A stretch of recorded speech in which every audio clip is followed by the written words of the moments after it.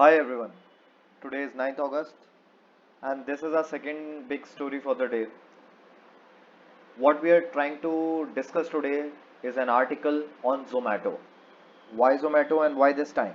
It has just completed its 1 year of being publicly listed company on 23rd of July. So you can think of it as an annual report card after 1 year of being publicly listed. How has the company shaped up? And most importantly, what it means for us as an investor to consider: should we continue invested, should we retract, should we invest more? Okay, so let's discuss this up. Okay, so as we know, Zomato has just completed 1 complete year of a publicly listed company, something which a lot of people eye for. बहुत लोगों को ये लगता है कि ये बहुत बड़ा एक अचीवमेंट है एंड एक्चुअली है, कंसिडरिंग कितनी सारी हमारे यहाँ स्टार्टअप्स हैं बट इंडियन स्टार्टअप्स वो पब्लिकली लिस्टेड नहीं हो पाए. Okay, so during this article, looks like the author had a conversation with the CEO of the company, Dipinder Goyal ji. Okay, and there is a viewpoint, उनका भी एक viewpoint इसमें रखा गया है. Okay, so देखते हैं. सबसे पहली important चीज़ जो है, after 1 year, how has the stock of Zomato performed? Answer in one word is pathetic. It has not been as uh, return in focused as the entire market. You can see if you benchmark it against the BSE Sensex, it maintained its figure during the 2021 cycle, but since the onset of 2022 वो लगातार decline ही कर रहा है, market से verse perform कर रहा है.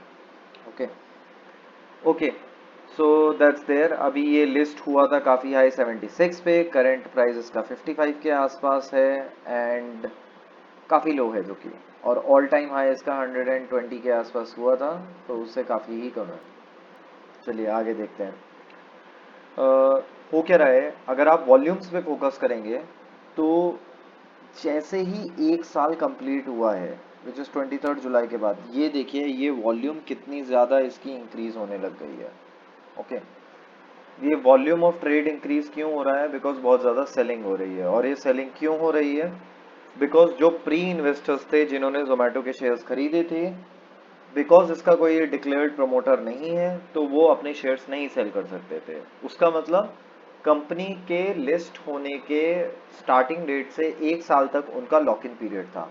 जैसे ही वो लॉक इन पीरियड कंप्लीट हुआ है तो वो अपने शेयर सेल कर रहे हैं. आपको ये एक क्वेश्चन मार्क आ सकता है कि क्यों ऐसा हो रहा है जबकि शेयर तो काफ़ी कम लिस्टेड है. जिसने शेयर खरीदा होगा 76 में खरीदा होगा और अभी तो 55 रेट है, तो कोई लॉस पे क्यों बेचेगा और इतनी बल्क क्वांटिटी में क्यों लॉस में बेचेगा? तो होता क्या है, लिस्टिंग के पहले, वो तो लिस्टिंग आईपीओ लिस्टिंग प्राइस था 76 रुपीज़, बट उसके पहले जब ये शेयर एलोकेट करे होंगे लोगों को, और बहुत सारे, चाहे वो इंटरनल लोग हों या कंपनीज हो जिन्होंने इसका स्टेक खरीदा हो जोमेटो का पहले, उन लोगों को उससे भी काफ़ी कम वैल्यू में मिले होंगे जो कि उस कंपनी की तब की वैल्यूएशन होगी. हो सकता है वो 50 रुपीज़ से भी कम हो और आज 55 में 1 साल बाद उसको सेल करके, ऐसा नहीं है वो प्रॉफिट में ही जा रहे हों. या ये भी हो सकता है कि उनको थोड़ा सा और कम ट्रस्ट हो इस पे, जो कि आगे जा करके ये कंपनी उतना रिटर्न जितना अभी दे रही है उतना भी नहीं दे पाएगी. ओके, इनमें से बड़े नाम जो हैं, जिसने ऊबर, जो कि ऊबर ईट्स की डील आपको पता होगी, जिसने ऊबर ईट्स, जो ऊबर ने जोमेटो को दिया था और उसके रिटर्न में स्टॉक्स मिले थे.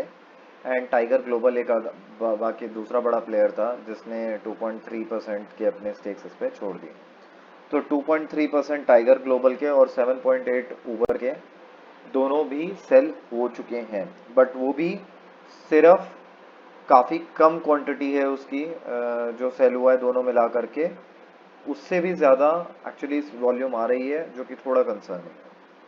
इसका मतलब और इन्वेस्टर्स बियॉन्ड इन दोनों के बीच सेल कर रहे हैं. अब देख लेते हैं ग्रोथ.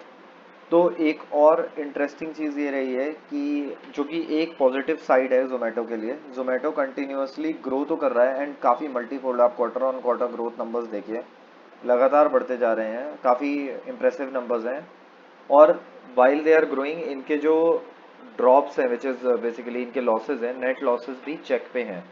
कोई नेट लॉसेज में कोई ऐसा बड़ा इंक्रीमेंट नहीं आया है, ऑलमोस्ट मेंटेन्ड है फिगर 300 CR के आसपास, बट स्टिल और डिक्लाइन ही हो रहे हैं। तो ये पॉजिटिव ट्रेंड लाइन लग रही है कि they are moving towards profitability.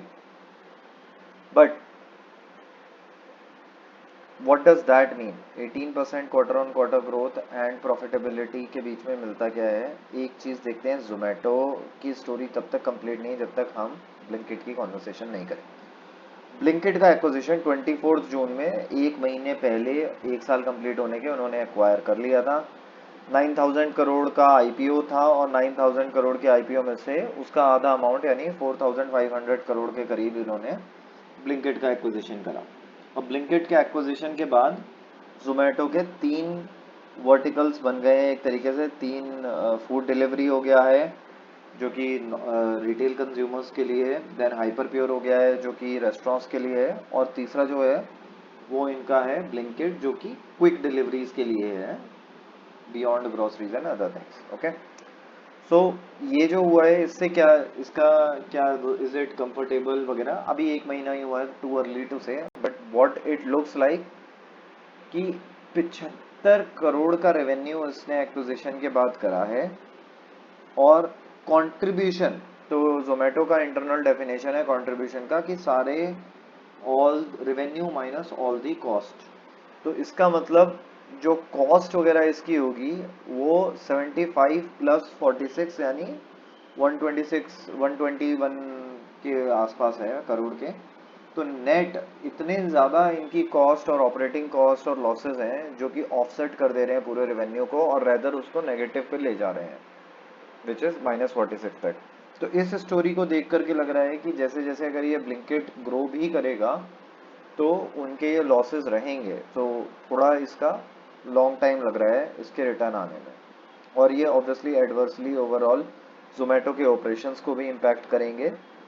So unless, जब तक ये कुछ बहुत ज़्यादा ही क्लोज नेट नहीं कर लेते ब्लिंकिट को जोमेटो के प्लेटफॉर्म पे, जैसे स्विगी डाइन आउट के साथ प्लान कर रहा है। फाइनली जो वह एक सबसे इम्पॉर्टेंट चीज़ है और जो कि सबसे अलार्मिंग भी है वो है इसकी market capital to revenue ratio. And इसको अगर आप ग्लोबल प्लेयर्स के साथ compete करोगे जो अदर जोग्राफीज में है, जैसे Just Eat, Deliveroo, Delivery Hero, DoorDash हो गया, तो कंपेयर टू देम जोमेटो बहुत ही ज़्यादा ओवर्टली प्राइस एंड वैल्यूड है। 9 टाइम्स है market capital to revenue ratio, जो कि मुझे सस्टेनेबल नहीं लगता, मेरा पर्सनल ओपिनियन है। और मुझे लगता है इसमें और करेक्शन आएगा।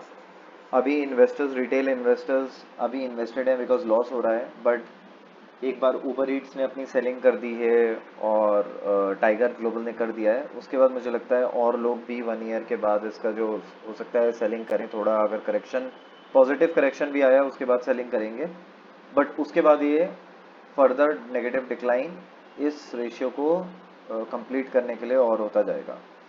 सो ये एक थोड़ा अफेयर जो है मेरे को थोड़ा अलार्मिंग लग रहा है। मेरा सजेशन ये रहेगा, अगर आप इसमें इन्वेस्टर हैं तो आप जैसे ही ये थोड़ा ऊपर आता है इसको एग्जिट कर लें, या अभी भी इसको एग्जिट करके कहीं और लगाएं। But again this is my personal opinion. Rest, I think, I hope that this help you. Thank you, do subscribe.